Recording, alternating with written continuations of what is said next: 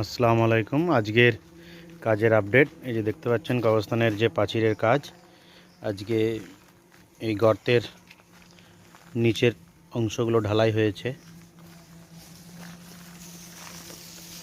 এবং কটা গর্তের ঢালাই হয়েছে এগুলো আমরা এখন দেখব। এই যে গর্তগুলো ঢালাই করেছে আজকে, এই মোটামুটি গর্ত যেগুলো আছে দেখতে পাচ্ছি, এই যে ইট দিয়ে কাজ হচ্ছে এবং